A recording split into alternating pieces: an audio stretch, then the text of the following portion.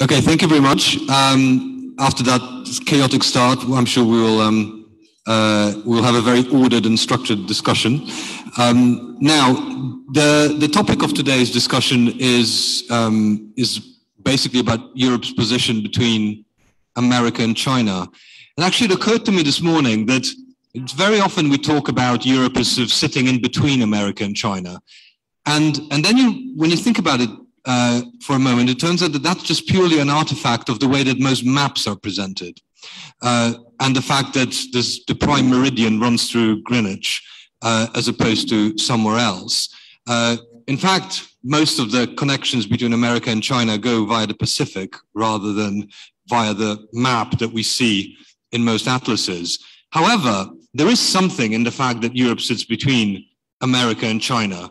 And that is because obviously Europe's sort of cultural and historical and strategic and defense links are primarily with America, sometimes and increasingly in opposition to a rising China. But its commercial links are increasingly with a rising China and not necessarily increasingly with America, although obviously commercial links between across the Atlantic remain very strong. So as the geopolitical tension between the two superpowers, America and China, rises, Europe finds itself in a tricky situation, and it's sort of trying to untangle that tricky situation that I hope this panel will allow us to do. I would like to hand over to the panelists who know a lot more about this than I do, starting with, I believe, Professor Tong. Okay. Hello.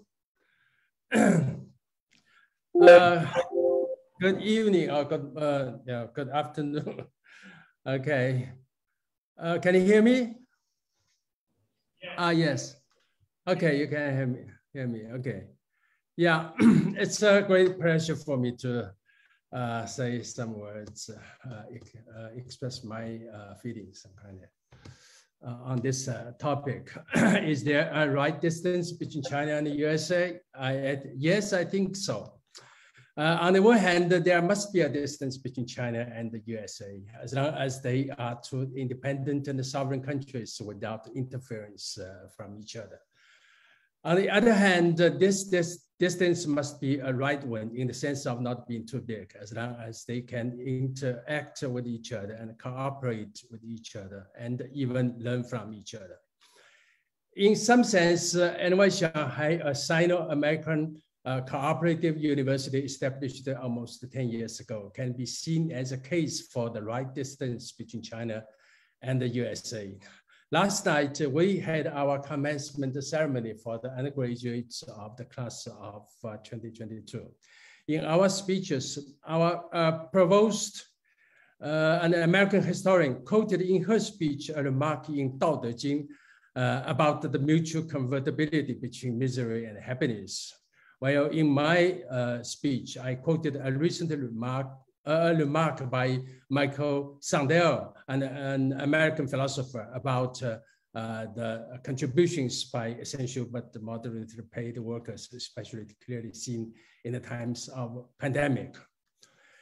I think the right distance between countries suitable for their communications can give us quite big space for imagination. In February, the Chinese government issued a report on human rights violations in the United States in 2021, obviously as a now institutionalized reaction to the USA's constant criticism of China for the same kind of violations.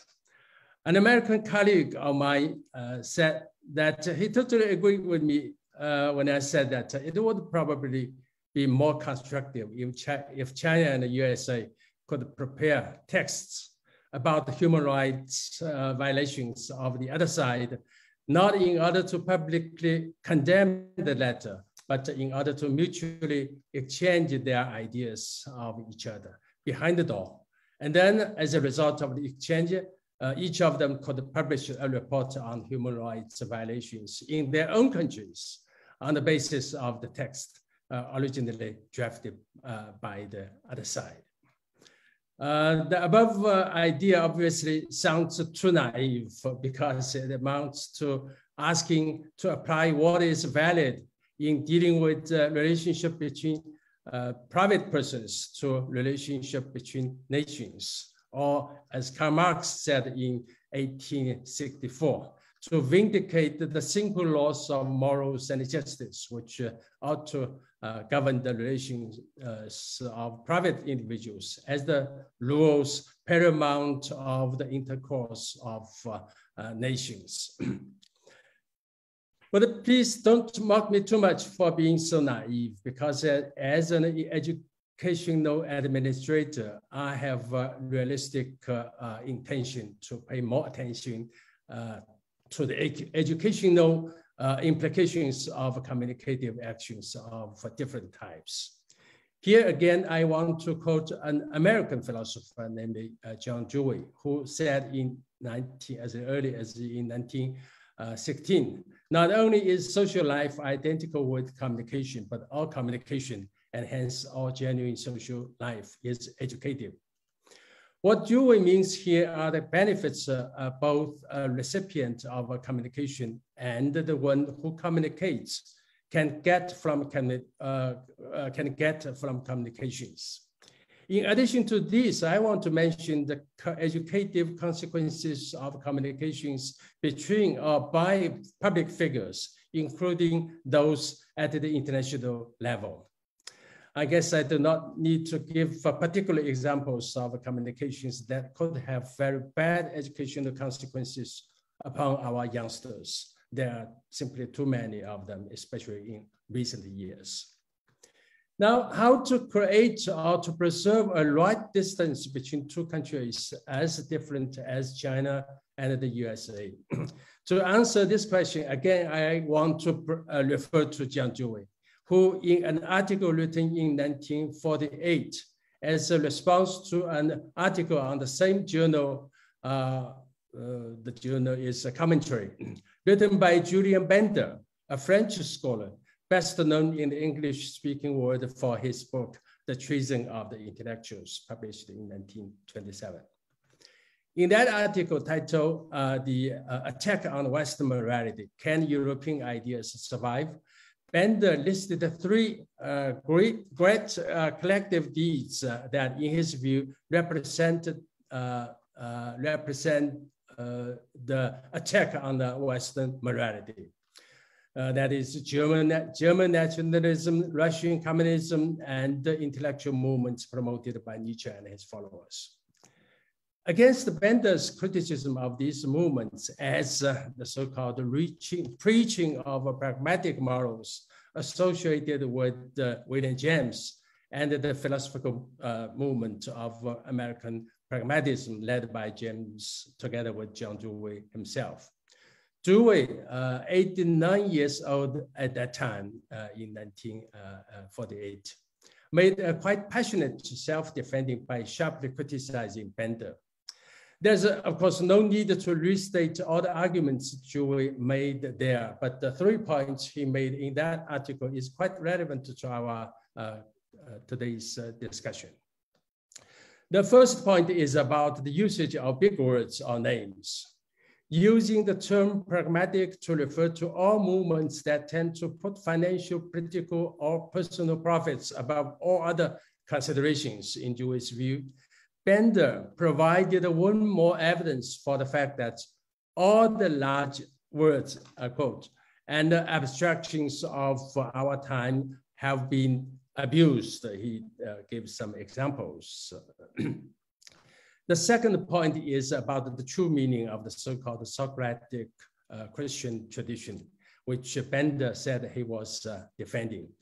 While Bender saw the Socratic tradition as a commitment to certain absolute values transcending their particular interests of time and place, Dewey, on the contrary, preferred to see this tradition, first of all, as asserting the rights and authority of critical systematic examinations of all received teachings and belief from any source.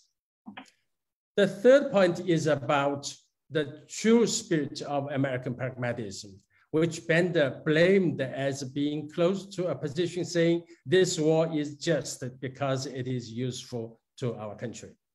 In defending William James, Dewey was actually defending pragmatism as a philosophical movement, of course, opposed both to nihilism and to absolutism. After referring to James's criticism of that which got his success, his own words, as the chief vice of American life, Dewey argued that we still need to learn from the spirit that animates our legacy from William James, clearly seen in his profound love of diversity, creativity, and imaginative fertility. How is it possible for the above ideas to be relevant to our discussion on the right distance between China and the USA? After all, to this question, I would like to answer in this way. These ideas may not necessarily help us to have a right distance between China and the USA in the direct way, but they may very well help us to better understand how not to keep a right distance between the two countries, or how not to be trapped in the dilemma of either assimilating or delinking. Will there be a right distance between China and the USA? No, if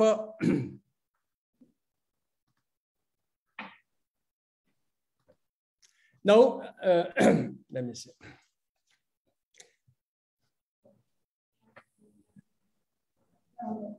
No, if any of the two countries allow themselves to be victimized by the big words or big names such as capitalism and communism, American values and Chinese values, or the Western culture and the Eastern culture. No, if any of the two countries regard themselves to be the only authentic inheritor or defender of values such as liberty, equality, and solidarity, or peace, development, or sustainability, or these values. No, if any of the two countries denies the need of further experimenting and learning on how to interpret, relate, rank, and implement universal values within those particular contexts that people happen to find themselves in. That's all for my presentation. Thank you very much for attention. Thank you very much, Professor. It's very kind of you to dial in. Now, I think the point about being able to bridge differences and not create a stark division between America and China is a critical one. And I think, again, it's possibly most critical of all for Europe. To get a slightly different perspective, perhaps I can ask Michele to weigh in with his remarks. Thank you very much. I'll give you some remarks from what I've seen in my 15 years living in China and working actually on economic sectors, not on the philosophy like Professor Tong. I'll give you really 6 bullet points, and then we will discuss what is the difference between China and the West. One difference that I've noticed is that Western analysts and the Chinese analysts tend to analyze problems for 2 completely points of view. The Western analysts tend to be cross-sectional analysts, while Chinese analysts are time series analysts. What does it mean? It means that cross-sectional analysis, you compare China now with the rest of the world now, and you say this is your reciprocity, equal access, human rights, and of course China comes behind. The Chinese analysts that do a time series analysis do not compare China with the rest of the world. They compare China today with China yesterday. And of course the answer is very different because you do see improvement. You see poverty alleviation, 800 million people, income in China has risen for almost every segment of the population by you're seated, so you can take it, 125 times. Okay, not 0% like in Italy, 125 times over the last 40 years. So this is the key, I think, almost a philosophical difference in the way to analyze things, because it gives rise to completely different views. Western complain that China is not as good as or up to speed with modernity in certain areas, and Chinese say, well, no, listen, when you guys had a GDP per capita like we do have today, which is $10,000, you could not take money from Milan to Switzerland. You had the protectionists, you had state-owned companies. You didn't have equal access. You didn't grant equal access to foreign companies. So why should we now? You polluted. Why we should not pollute? You know, and you created this very big philosophical difference. The second point is the relationship with the US. When we were looking at the elections of last elections, when Biden won, most Western analysts thought that getting a change, and so Biden would have been better for China than Trump was, because we had been used for the last 4 years to a heated relationship with Trump getting on China heavily. However, I actually thought, and I was kind of right, that Biden is worse than Trump as far as the relationship with China and the US is concerned, because Trump was more practical and focused on trade issues, deficit, surplus, phase one agreement that could have been solved by purchasing, I don't know, a few more soybeans from the US rather than from Brazil. Biden is more ideological. And the left that Biden represents can never accept that, in quotes, the communist regime of China performs better than a liberal democracy. And that problem can never be solved with more purchases, with narrowing the trade deficit. And this is also what I think we do have in the West, that we do tend to fear China, not because China will invade us, but because silently it could provide a social or economic development model that could be more of a threat, because people look at it with interest. And I'm thinking about the economic situation where maybe people start saying, well, actually, maybe the market is failing. The market does not respond to crisis as much as a state-owned economy that China is do. And that's why China did positive GDP during the COVID, while in Europe we did minus 8%. So there is this issue that is ideological, that is exaggerated with the situation, with Biden now being there. So things I think I'm going to get worse instead of getting better. The third point, I'm going to go quickly, is that China does not really interfere with other countries' domestic affairs. So for China, the war in Ukraine is something which is a pain, because China buys from Ukraine wheat, which, by the way, owns in Ukraine, because they own the fields.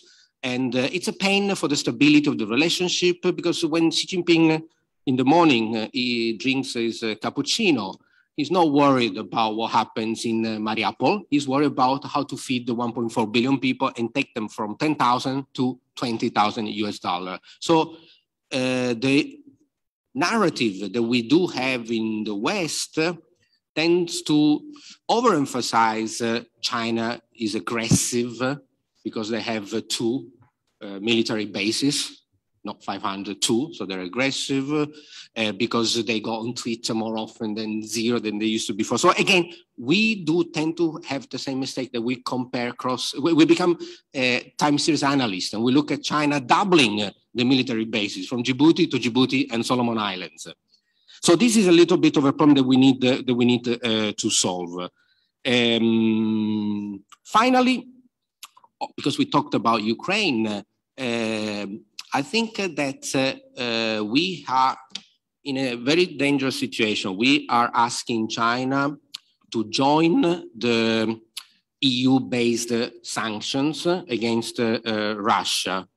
If you heard me yesterday, I do believe that in order to help Ukraine, we should first do something which for me is very simple. We first do the analysis, see if the impact is good or bad, and if it hits or not, if it hurts or not Russia, and then impose sanctions. And actually what we're doing in the EU is actually the opposite. We do the sanction first, and then we check if they work, and if they don't, we do another nth package. So China, who is a state-run economy, plan, analytical, looks at us and says, you guys out of your mind. You do first the analysis, and then you impose a sanction. You don't chase trial and error mode the problem. So China says no to the sanctions, not because it supports Putin. It's not because he's against the West. It's because we have not provided an analytical framework that makes sense for China to say this will help peace. Because not interfering in external affairs, China is not interested in regime change. It's interested in peace, but because it gives stability in the economic sense. So what we're doing in Europe is very dangerous because we are doing the miracle, and I conclude here, to bring together countries that used to be not the best friends. We now have India and China kind of getting closer. India and Pakistan, India and Vietnam, India and Russia, China and Russia, of course, the rest of Africa, like we talked about this morning. So we are making the miracle of getting the situation that when the British Channel was blocked by some fog, the British newspaper titled, "The continent is isolated." So now we, the international community of 14% of the world population, are taking the serious risk that we are not isolating the other 6.9 billion people, but ourselves. And all because of this misunderstanding, pulling, and little analysis and too much maybe emotions, which is completely different from the way that certain countries like China are run. I stop here. Thank you. Thank you very much, Michele. That was very interesting. I think now I would like to shift to Kerry Brown, who I believe she's not? Sorry, he's not. So maybe we can go with Kelly. Kelly. Oh, hello. Kelly and Kerry. Hello, everyone. I'm coming at this not from an economist point of view, or perhaps a little bit of an economist point of view, because I'm a literary agent, and I'm actually Francesco Grillo's literary agent, and I run the Asia Literary Agency, which I founded in 2011 in Hong Kong to introduce more readers in the West to authors from the East. And I founded the agency in Hong Kong in after I'd been there in 2011, when the West was in deep recession. And when I went to Hong Kong, it was as if there were, what recession? It was a party city and bling bling bling. And I agree with you, here so my aim is to build bridges between cultures. That has always been my aim. And I say on my website that the more we know about each other, the less we shall be other. And I think it's easy to demonize, as everybody would agree, I'm sure, the collective other. And it is important to build bridges by creating dialogue and to introduce the nuances of personality within each country. So I think if China I believe that fear of China and fear of the US, leads to arrogance of each other, and it leads to an emotional response to problems when we should be creating a more rational understanding of each other. I think Biden, for better or for worse than Trump, I'm not sure I agree with you, and I believe that it is important to create more trade, more equal trade between China and the US. And I agree that we should have each country on either side drawing up a text of human rights violations, and then sitting at the negotiating table, looking at that. But I believe also that it's important for the US audience to get warmed up to the idea of making our relationship with China a more friendly one. It's important for the voters to understand how important China is to our collective economy. I'm coming at this as a literary agent and as somebody who's not an economist, but I'm just going to be brief here. I just feel that we need to not vilify each other collectively and create more dialogue so that we can understand the history of each other's country and understand that it's neither one thing, it's not important to be a democratic country or a communist country. It's important that we're able to work together despite our differences. That's all. Communists can be democratic in their own way. One man, one vote, one time. Yeah. Anyway, so is Kerry ready now? Good, so. I am. Hi, I am. Yeah. Hi, Kerry. Thank you so much for joining us. So I'm not sure whether you had a chance to hear the conversation so far, but basically the main theme is the importance of not vilifying each other and sort of learning from each other's perspective in terms of the relationship both between China and America directly and also Europe's relations with each of those superpowers. So we would love to hear your thoughts on this broad, fascinating and absolutely critical subject. Great, thank you. And I'm really appreciative of you inviting me, and I'm sorry I can't be there in person, but it's wonderful to be able to speak to everyone. In fact, I've been thinking a lot about the questions of where we've come from as Europeans to where we've got through today, kind of in our relations with China.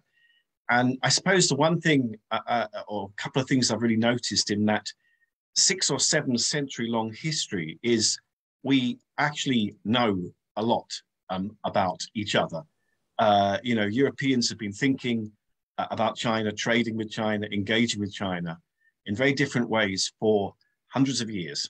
So it is strange that knowledge is not more accessible. I mean, there are obviously people thinking about this history, but I think we kind of can look back at where we've been over this long history and sort of orientate ourselves today, because I think it does differentiate us. I mean, it's certainly not the same kind of history that, for instance, the United States has had with China.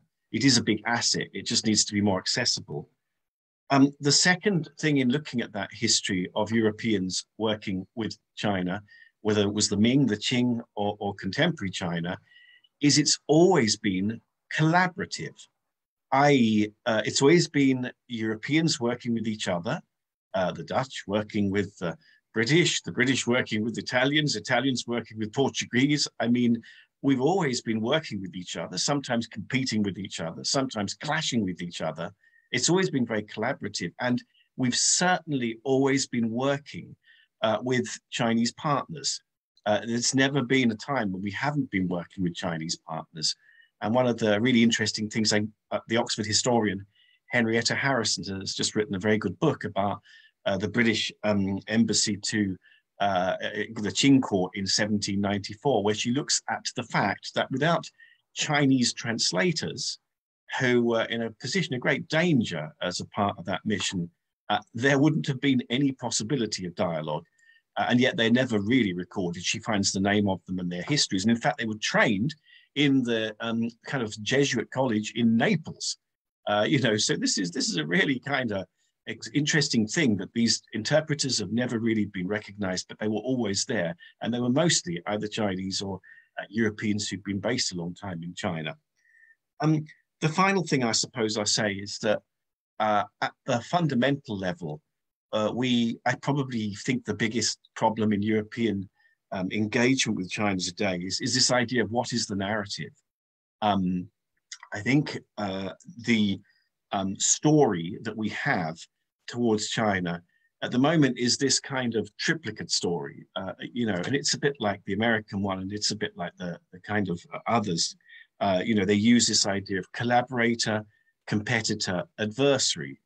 And I mean, I think that looks good on paper, but there are 2 issues with it. The first is it's really, really hard to work out where activities fall in those 3 areas. So there's no consensus. You just use this as rhetoric. But I mean, what's a collaboration? Where does sort of trade fall in that? Where are we really adversaries? But I think the second issue is in talking, obviously, to China today, which is a radically different entity in terms of its economic size and its geopolitical power than ever before in modern history. I don't know how you can kind of easily march up and say, well, we think that you're a competitor, collaborator, and adversary.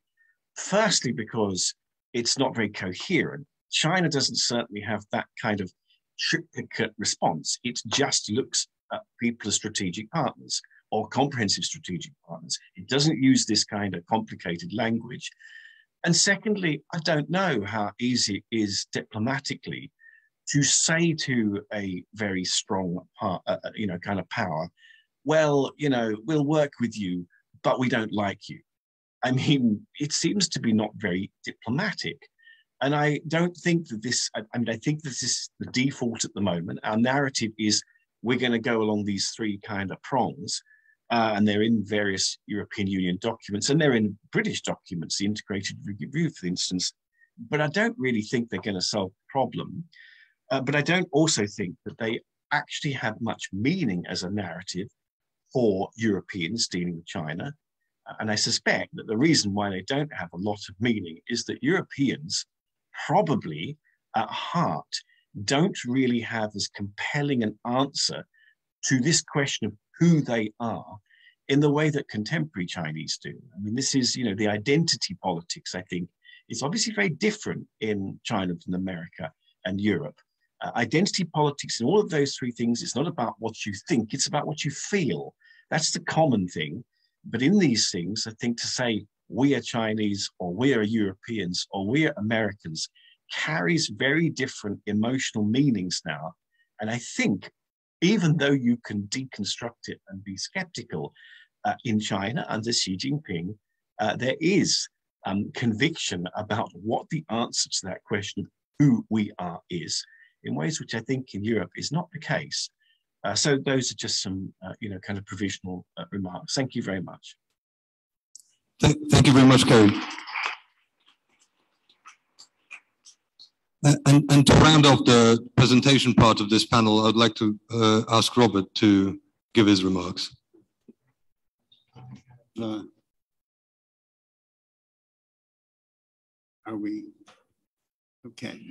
No, the question here in terms of the relationship that the EU has or can have with the US and China is quite difficult because we're talking about two completely different types of governments. In terms of the US and China, we're talking about national governments. And in terms of the EU, we're talking about a supranational entity that has some characteristics of a nation state, but also has characteristics of international organization. And so when we talk about the relationship that the EU has with other institutional entities outside of Europe, we can describe them in terms of an intergovernmental relationship or even a federal relationship. So therefore, it's difficult to equalize this and have only one answer for the relationship with the US or China. The other factor is that the relationship with the US goes back for a long time. And we can argue that European integration was a creature of the United States. In terms of, if you look at, Francesco. We'll get to the debate later, Francesco. We'll get no nodding at this stage, please. No nodding, because otherwise I'll be interrupted. In terms of the initial reconstruction of Europe, the basis for this was established by the United States with the aid program that started in 1947, 1948. And part of that program was based on the ability of each nation state, or the necessity for each nation state to reduce its barriers to international trade, the barriers to each other. So therefore, the Marshall Plan promoted a system of interaction and trade, exchangeability of the monetary systems, and greater cooperation. And so the United States, from the very beginning, did not want to have bilateral relationships with individual European countries, but insisted on multilateralism. And so therefore, nowadays we have the OECD, but at the beginning, it was the basis for cooperation between the United States and the other countries. So therefore, there is the European Union then from 1951, when we have the European Coal and Steel Community, has evolved. It has changed over time. So therefore, it hasn't remained fixed in its initial institutional model. And so therefore, when we talk about its relationship with other countries, we have to define what kind of relationship or which sector are we talking about. Are we talking about the economic sector? Are we talking about the military sector, et cetera? The other thing that is clear is that Europe engaged itself with the United States in 1948 and 1949 with the creation of NATO, in terms of Europe gave up its military policy, it gave up its foreign policy. And therefore to say, well, the relationship between the EU and the United States, is it the same, or can it be the same as with China? We're talking about completely different sectors. And over time, then we have had this shift in terms of various policy sectors. I make the comparison between high politics and low politics in terms of high politics, military, foreign policy, monetary policy, and those have been integrated much before the creation of the European Union institutions. Instead, what we have had is this gradual movement in the field of low politics, in terms of this is where we have industrialization, agricultural policy,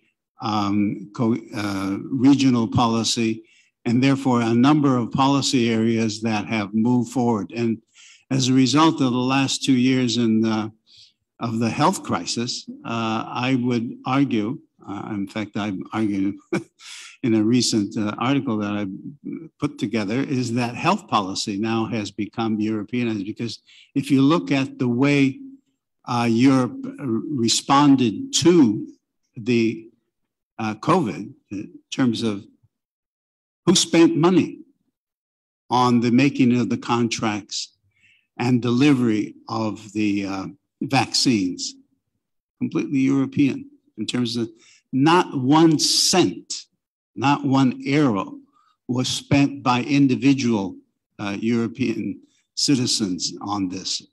While in the American case, one had to fork out a considerable amount of money depending on the situation. So therefore, we've had this shifting relationship within Europe and between Europe and the United States and China. And so therefore, our relationship with China is still very much not on the defense side or on the foreign policy side, but it is very much a commercial. And therefore, the relationship that we can have, or that we need to have with China, is very much on the establishment of equal type of exchange at the commercial level. So if I were to answer the questions that this section is supposed to define. Let me just say that in what are the question, one of the initial questions, what are the foreign relationship implications of the movement toward a more federal European Union? And therefore this is the American democracy stable enough to provide the EU with a solid partnership? I'm starting to have some doubts about the United States, even though I'm an American citizen. In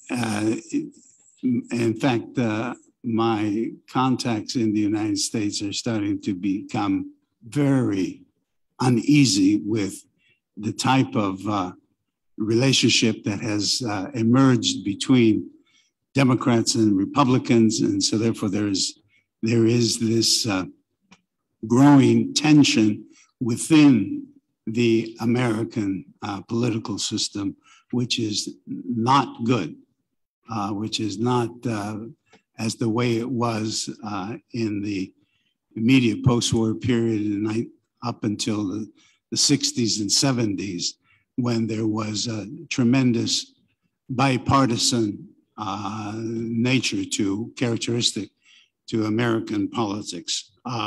But it is the most solid relationship between foreign countries that we have at the world today. The EU has, in comparison to China, is very much a commercial relationship, and therefore, as the EU assumes a greater role in the management of some of the high policy sectors, there is the possibility of defining a new relationship with China, but it is difficult to conceive of. Is NATO fit enough for a new century? My answer is yes, but we need to keep in mind that NATO was created as a defensive alliance, not as an offensive alliance. And NATO was not created to fulfill the function of the sheriff of the world. So therefore, if NATO becomes a world sheriff, then I think that there are some difficulties ahead. Can we think of a division of labor between the US and the EU? Not at the present time. I think that the United States is very much the dominant partner, and unless the EU assumes greater federal characteristics, it will not be in a situation to create an equal relationship.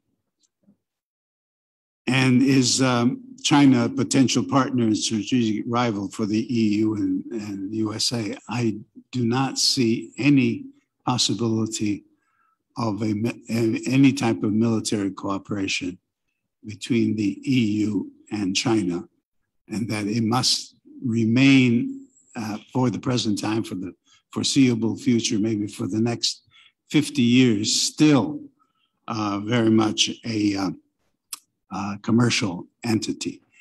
And militarily, I would not also propose to allow military conflict or any type of conflict to arise between China and the EU, because any type of conflict as we have now with Russia would be disastrous, and the consequences would be catastrophic for the EU and the world as a whole.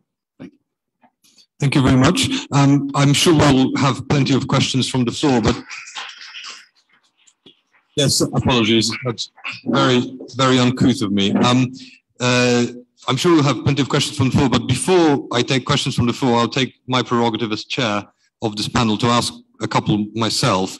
One is to Michele. You mentioned the sort of the time series view, and obviously you were mentioning time series over a rather long period of 40, 50 years, and what China has achieved is certainly absolutely remarkable. My question is about a sort of slightly shorter time series, and in particular, the past 2 or 3 years.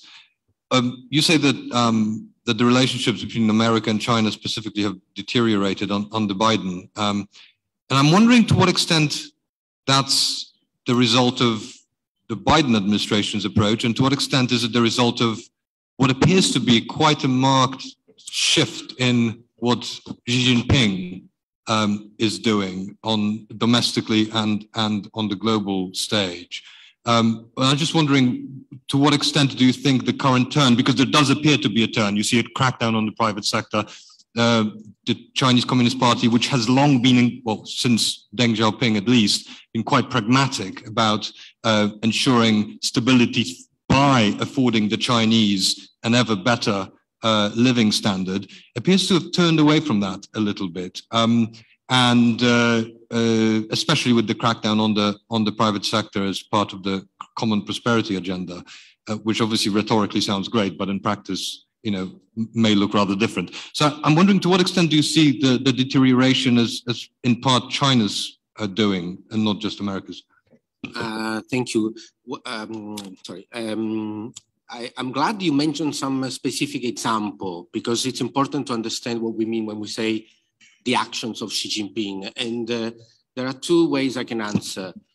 The relationship between the US and China could have been also in part due to some of Xi Jinping activity. But first, what Xi Jinping does at home is China's business. So if he cracks down on the private sector, whatever, this has really nothing to do with the US. So this action could not, it's almost as if whatever Draghi does, then we have someone from Saudi Arabia saying, no, the relationship between Saudi Arabia and Italy is not good because we don't like what Draghi is doing. That's not what international politics, international relations is about. So unless there is a reference specific to some international politics or policy things that may have also met with Biden. So at the moment I stay on more, it's been mostly Biden issue. Now, just one thing, Xi Jinping is not cracking down on the private sector.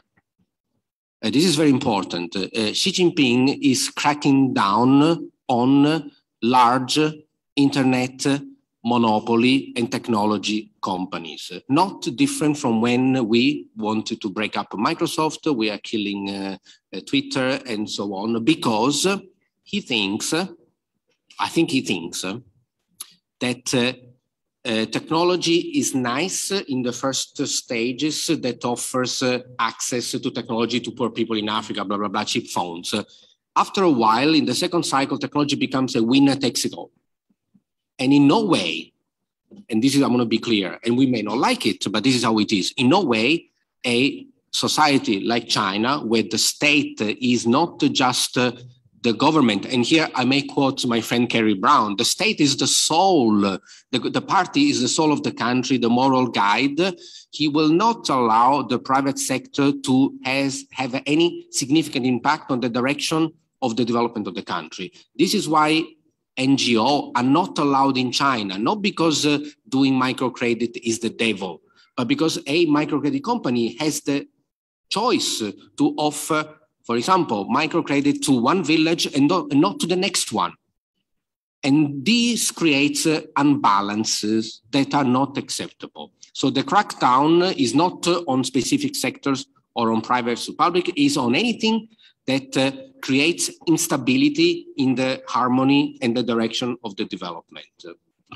Thank you. That's a very thoughtful answer. And my second brief question would be to Kerry. And you mentioned the distinction between the triptych approach of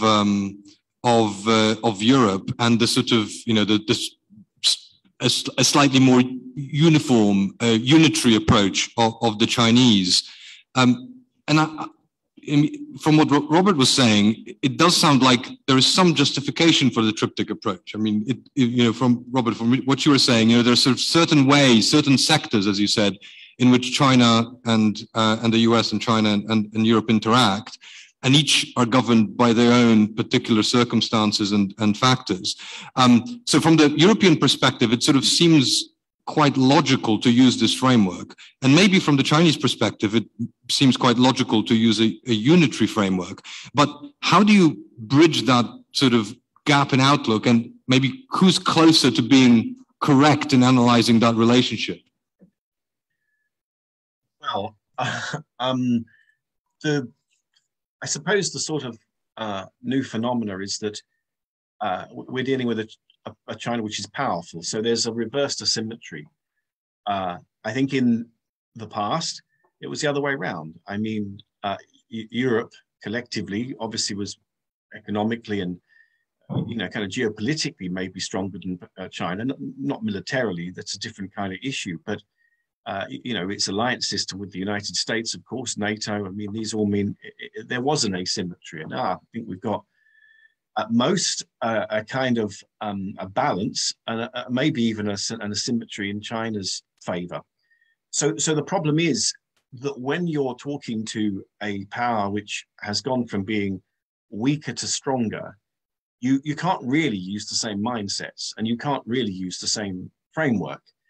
And I don't know whether European policymakers have quite kind of got that yet. I mean, you can certainly confront China on issues it's not happy to be confronted about, from Xinjiang to Hong Kong to all sorts of other issues. But the consequences now, of course, are different to when China was a weaker power. It can do more to tell you to go away. And it's okay for you, as Europeans to put up with it. Yes, hey, we can accept that, but it's not like you can kind of, say there's not going to be any consequences. I think China has shown in many areas now, and it's just been mentioned one about civil society. There are many others. It is not in the business of being told what to do. And I mean, I think that this triptych kind of language that you just referred to kind of is still in that mindset, that like we can kind of negotiate with this power about some things that matter to it. And finally, we have to remember that on some key issues like climate change, pandemics, and these sort of global issues, I don't think we have any choice. We have to cooperate with China. So you can have all your triptych you like there, but you've still got to basically cooperate. Thank you very much. We do have a little bit of time for questions from the floor. Francesca, maybe we can start with you. All right, super interesting discussion. Let me offer just a context note. Some of you actually have voiced what I call cultural relativism. Basically, the statement is, and it's correct, that many countries can be hypocritical because they've gone through phases at some point in history that other countries are going through. Now, the reality is there's no past, there's no present, there's no future. You only have societies that live in the past, present, or future of one another, right? If you look at the history, of the world, there's basically always at some point someone that lives in the present, someone that lives in the future, dominating and creating the path for the ones that are going to follow, statistically speaking. One thing that is interesting is that China and the US and Europe have been collaborating for 40 years. The reason why there is a crisis now can be based on this past, present, future, and creating future visions of where society should go. Let me offer an imperfect but interesting tool. Now, the United Nations created some years ago the World Happiness Index. I don't know if you're familiar with it. It's a very sophisticated tool where basically the same nations ask to their own citizens how they perceive themselves in terms of happiness on a series of criteria. Now, if you look at the Happiness Index report created by the United Nations in 2021, what you will see, it's interesting. I think Italy is 32nd. The United States are 18th. At the top, you have Finland, Denmark, Sweden, Netherlands, Switzerland. China is 82nd. Now, it's an imperfect index, but it's an indication of the perception of the citizens of these different countries about their state in this cultural evolution. Now, clearly, if you look at it historically, we are all imperfect. We are in Europe. We lived through the First and Second World War. America's thrown the nuclear bomb, but that's cultural relativism. If you look in this moment in time, the reason why there is this conflict, this raising tension between China and the West, is because China is aspiring to create a model that is competing with the European model. And that model makes people unhappy, 82 in the scale. So cultural relativism is a good perspective because obviously we need to acknowledge our past. We have been enslaving people. We threw the atomic bomb, but evolution is important. Out of the First and Second World War, we created the most important document in the history of humanity, the Charter of Human Rights. That is the future. Now, which future do you want? Do you want the future of the system that creates a level of happiness that it's 82nd on the world, or you want to perfect Italy, you want to perfect the states? So do you reach the level of happiness of countries that actually are socialist, are collective, like Denmark, Sweden, and etc. So it's important to keep that perspective into the discussion because all the rest, it's accessory. The reason why we are at a conflict is because China is realizing it's acquired power and is competing with the model of our future. And we need to talk with them and we need to realize that actually there's certain criteria which are not economic, not military, that need to be discussed. Thank you, Francesco. You didn't say this outright, but it seems like this was directed at Michele. So you were looking at me anyway, so I thought that's. No. So I'll let him weigh in first, and then we'll get to you, Francesco. Okay? I agree, but one thing I want to ask you back: why do we care? We don't have to choose. We can live without caring about Chinese model, the mistakes they make. We don't like it, we don't do it. Now, do we have a fear that China will export its model to Europe? I tell you for sure, no. And the reason why they will not. Sorry? No. No, because they. No. Because they think, I tell you why, maybe you say, because they think their model works. And they have no interest in giving it away for free. Why would you give away something that works? That has given, according to them, prosperity, growth, blah, blah, blah, all the success. Why would they want that model to be used by us in Italy? So I'm a little bit more... It's a self-reflexive tool where you are represented in the country. So it's not Italy serving China. No, I understand. Chinese representatives doing the survey. No, I understand. But, yes. But I think it offers something. True, but I lived in China 15 years and in Italy 20. I'm not 35, I lived somewhere else. I'm 35. And I'm surprised by these numbers. Let me put it this way. Go around and ask if people are happy here and go to Shanghai and ask them. Anyway. Actually, these numbers are very accurate because if you look in Europe, you can see that it's better than they are not. I don't think it's perfect. But it's an interesting tool. It's an interesting tool because it also gives us a sense of the social contract and the way it's perceived in Europe. So you actually see Europe that are incredibly happy. That part that's been and then you have countries in Europe that are very unhappy. So I think that it's a good tool to reflect on which models is doing it best in terms of the social contract. So if China was first in line, I would look at it differently. But if you look only with limited criteria, which are, for example, economic, of course, China managed to do in 40 years what we did in 200 years. We are critiquing and creating green standards because it's convenient for us. We can create new standards, we can create new energy standards, which are outcompeting other markets. We say, don't use fossil fuel. Of course, because we can create the alternative green economy based on alternative energy. We have the money to pay for it. But what about Africa? What about the global south? It's a totally unbalanced, unfair system. So I totally agree that relativism sometimes is a form of exploitation. But that doesn't mean that it's the right direction, because you certainly agree with me that we need to go in that direction. So someone has to start that process.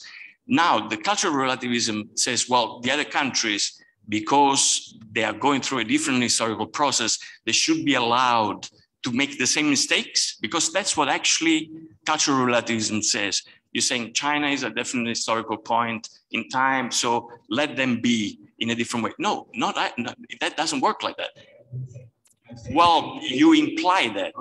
You imply that when you say and you condone behaviors that have been processed through society.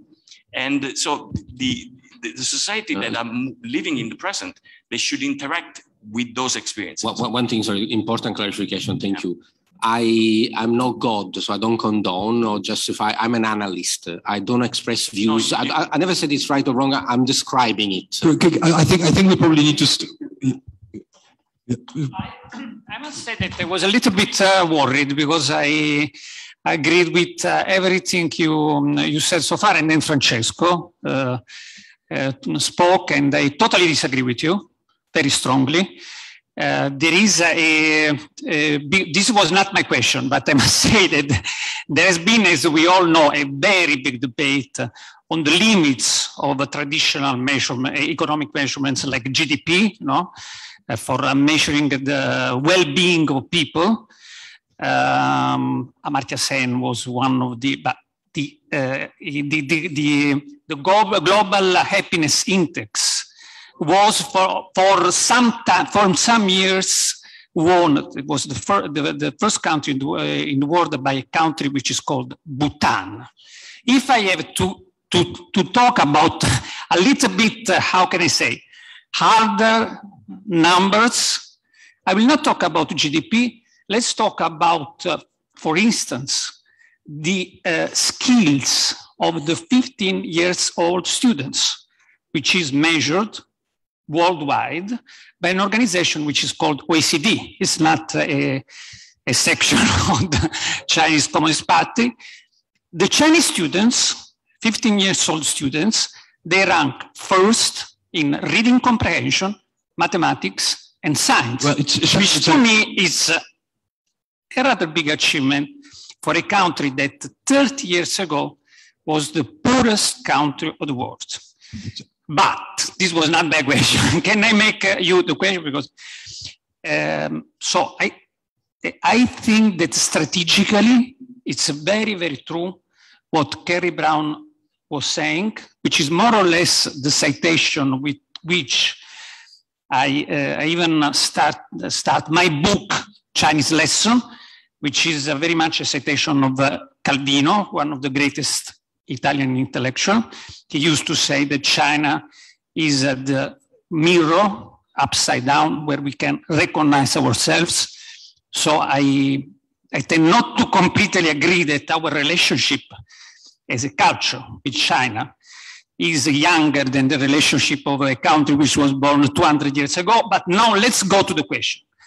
On the 15th of February, 2022, Xi Jinping met Putin in one of the very rare appearances in the last 2 years at the inauguration of the Olympic Games, the Winter Olympic Games.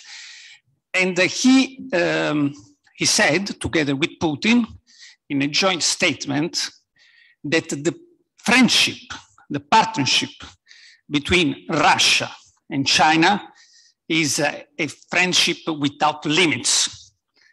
Now, my question to everybody here, not to Professor Tong, to Kerry Brown, to Michele, I already know the answer that Jan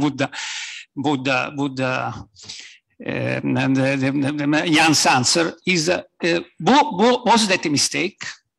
5 days before Russia invading Ukraine, 5 days. Was it something that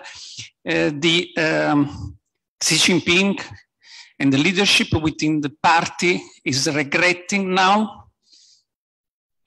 I would like to direct that question at Professor Tong in Shanghai, because I think that might be a very interesting perspective for that question. Is there a sense, perhaps in China, that pronouncement of limitless friendship was a mistake? Actually, there were some explanations given by foreign ministry speakers, and their explanation was basically something like that. It is unlimited in one sense, but it does not mean that the relationship as our relationship with any other country would be based on no moral principles. So moral principles, peace, and moral principles also include peaceful coexistence and no harm to human lives. I think these principles of course, are taken for granted. So when politicians talk about unlimited, bilateral relationships, they take these principles for granted. So without, they didn't think they should mention that. But when a situation like that happened, and then if you push for answers, I think. Our government speakers already gave quite clear answers, and I think these answers should be taken quite seriously. Yeah. Thank you very much. Do you have any more questions from the floor? We do. Maybe John. Yeah.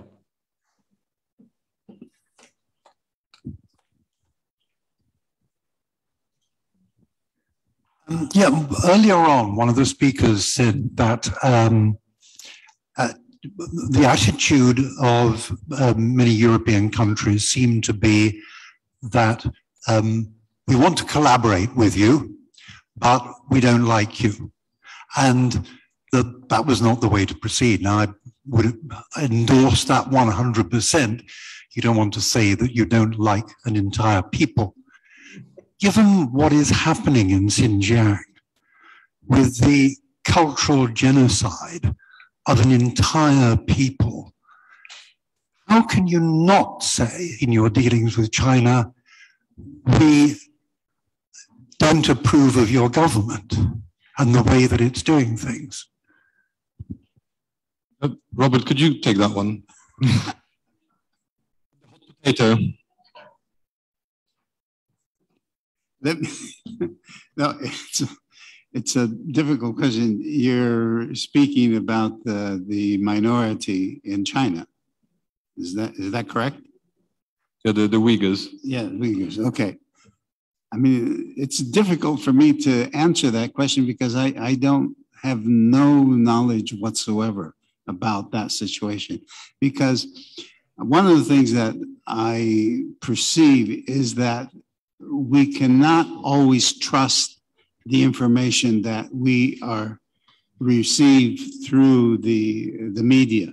In terms of the reality, there may be quite different. And so to come up with a answer of condemnation or approval is not acceptable.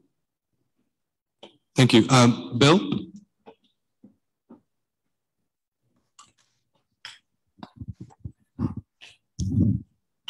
First, a quick observation. It seems to me that the expressions of dislike are mutual. Even personally, I've heard very often from Chinese government officials that they don't like either me or indeed our entire civilization. So, I mean, I think there is a problem of mutual respect and understanding, and it is both ways. That's the first observation. Second observation is really towards a question, which is to say that for China, because so much of its strategic interests are really in its neighborhood, are really in the South China Sea, the East China Sea, the neighborhood, that's where China's really interested in strategically. The issue for Europe is often what we should do to support our friends, if we have any. in issues in the South China Sea about recognition of territorial claims, about disputed islands and so forth, about the sailing of enormous numbers of boats into the Senkaku Daoyu Islands of Japan, and so on and so forth. So my question to the panel is, a lot of the practical issues for Europe are about how should we help our friends, be they Japan, be they Vietnam, or whoever they are, and that's why we've been sending warships to sail through places. What actually should we do to help our friends, and should those friendships have limits? Thank you, Bill. Kerry, I'd like to pose that one to you, because you did mention the sort of the somewhat complicated way in which the West perceives China, and the rather more straightforward way in which China perceives the West. Yeah, I mean, so on both those issues, on Xinjiang and then on what we could learn from the neighborhood. I mean, on Xinjiang, I would encourage everyone to read the work of Darren Byler, a very fine American or Canadian scholar on this area, who to me does not use the G word, but produces the most powerful and searing critique of what policies have been implemented, but explains them and shows how they work within the Chinese policy thinking at the moment. And that is indeed about identity politics, whether we like it or not, or the kind of strands of nationalism that I wouldn't for 1 minute not deny that the harrowing images we see in this area are, I mean, what could possibly defend that? However, we deal with powers all over the world, including America and of course, Europeans in their histories, that we are able to create a complex view towards where we see the big problems that they get involved with, but also we see that they are kind of also doing positive things. So I think that is something we need to avoid with China. It is not a straightforward actor. So like or dislike doesn't really it's a question of, you have to like some things and dislike others and be discriminating. On the region, Bill, I mean, I think it's Bill Emma, isn't it? My old friend. I read a really great description recently in a history book about Japanese attitudes towards China, which it said appreciated China for 2,000 years, but practiced a deep strain of skepticism. What we can do with regional partners is learn from them.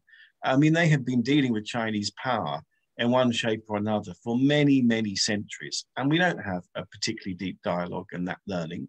I mean, we kind of talk to Japanese in the Quad and, other kind of collections. Asia is an area of quite weak multilateralism. Europe and Asia have dialogues. But I think actually Japan probably has interesting answers and insights into how do you create this complex view of a country that you can't ignore, but you are not going to have an easy relationship. And Japan is the world leader in that. I think we just got to learn more from those regional countries. Thank you, Kerry. And that's a very nice positive note on which to end. I think Japan is a great example. It obviously has a very fraught history with China, including a lot of belligerence, but also has some of the tightest commercial links with that country of any country in the world. So they managed to get along even throughout the past couple of years when China's relations with the West grew frostier. So yes, learning from others, in particular well-disposed others and allies, is a wonderful idea. Thank you everyone for joining us, Professor Tong, Professor Brown, and the panel. I believe that we're going to be meeting at 7, is that right, for a keynote speech. Thank you everyone. Okay, bye-bye.